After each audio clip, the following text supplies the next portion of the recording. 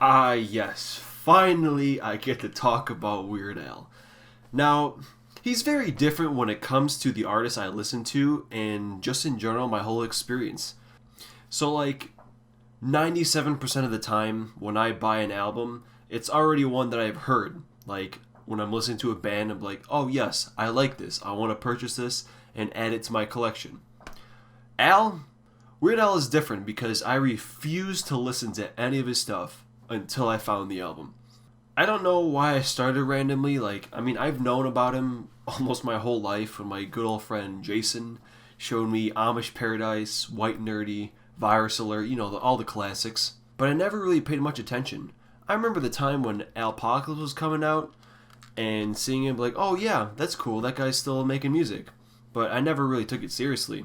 Then a few years later, when he released a video for Tacky, and then a shitload more after that for his album Mandatory Fun, I started to get really excited. And that's the first one I bought. And ever since then, I've been on a journey to find them all. And many, many years later, I have finally gotten them all. So now it's time to rank them all.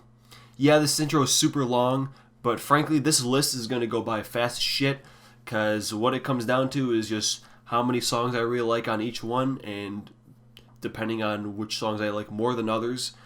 So, yeah, let's just fucking get right into this shit already, huh? In last place is going to be album number 4 with Polka Party. This album did not do well when it came out. And I'm not alone on this. This album did not do well at all when it came out. So much so that I thought his next album, Even Worse, was kind of like a joke. Like, yeah, that one was kind of bad, but this one's going to be even worse. But no, it's just, Bad by Michael Jackson. As far as this one goes, I like the last 3 tracks, Toothless People, Good Enough for Now, and Christmas at Ground Zero. There's just nothing really great on it. No actual classics on it, so it's pretty weak overall.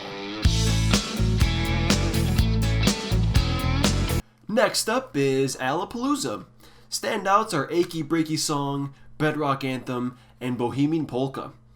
Besides that, Young, Dumb, and Ugly is a pretty good AC/DC parody, but that's about it.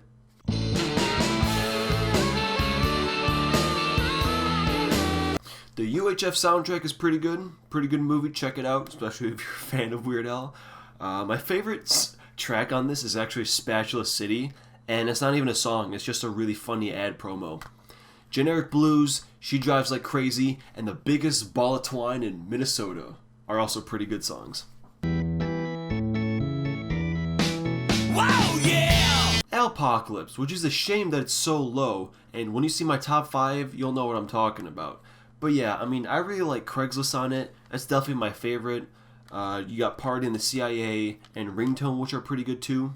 And overall, other decent tracks like Whatever You Like and TMZ. There's just no major songs that really stand out, unlike all the albums above it. La la la la lasagna. And now, Even Worse. This is where we start to have at least one really great track on each album, and this one is actually Lasagna. Yeah, not fat, but lasagna. I absolutely love this song. I just really think his Italian accent is hilarious. Other honorable mentions are Fat, I Think I'm a Clone Now, and The Good Old Days. Merry Christmas to all! Now you're all gonna die! Bad Hair Day has a great opener and closer. Amish Paradise, of course, and then The Night Santa Went Crazy. Best Christmas song ever written. But both are phenomenal songs, and the other standout would be Gump, but that's about it. Dare to Be Stupid starts off really strong, with Like a Surgeon, I Want a New Duck, Yoda, and the title track are all really great. This one I think just barely surpasses Bad Hair Day, just because overall I think the songs are just a little bit better. I can't watch this! Off the Deep End is just great. I love Smells Like Nirvana. I love how he got the same set for the video. I love how he got the same actor as the janitor. Oh man, it's just so good. And I Can't Watch This is the other really great song on here. Taco Grande, I Was Only Kidding, And this probably also has my favorite polka medley. So overall, really solid record. Try the Fry or the Kaiser, they're on special tonight. Eat It, theme from Rocky 13, Nature Trail to Hell, I Lost on Jeopardy are all phenomenal tracks. But I think that's about it. Everything else is pretty meh, but those few tracks elevate it right up to spot number 6. His debut album, I think, still really holds up, cracking the top 5 with tracks like Ricky, I Love Rocky Road, Gotta Boogie, Buckingham Blues, Stop Dragging My Car Around, My Bologna, and the best one, another one, Rides the Bus. This was actually really surprising to me on how good this was.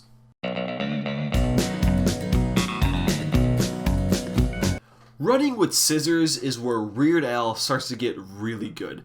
As soon as he got rid of the glasses and the fro, it's like his artistry just elevated somehow too.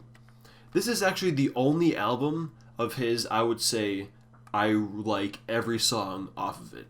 So standouts are just all of them, all 12 tracks, but mostly the Saga Begins, Truck Driving Songs, All About the Pentiums, and of course, Albuquerque.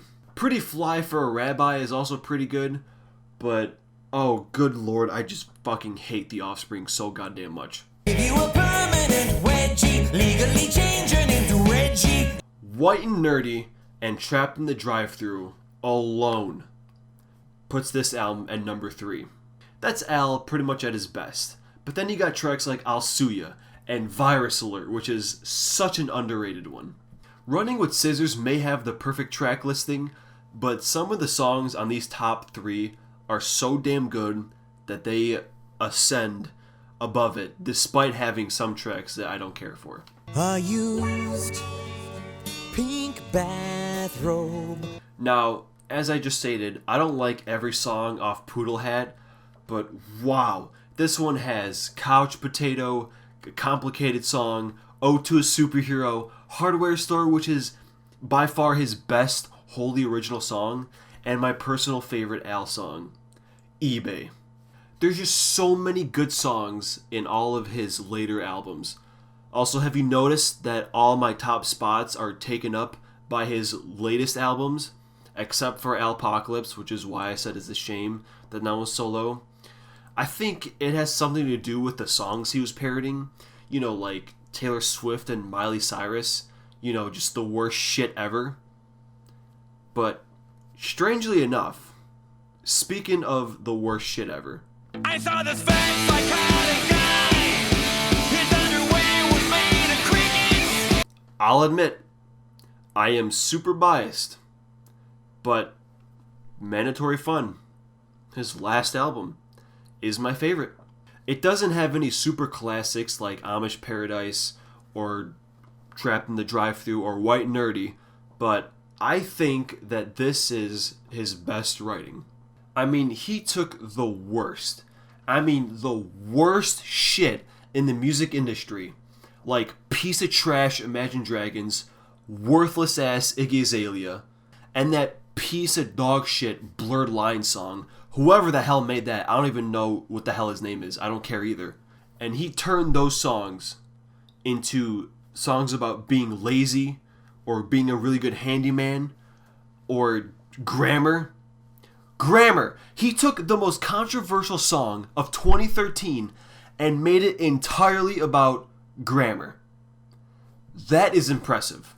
I thoroughly enjoy every song on this album, except Mission Statement.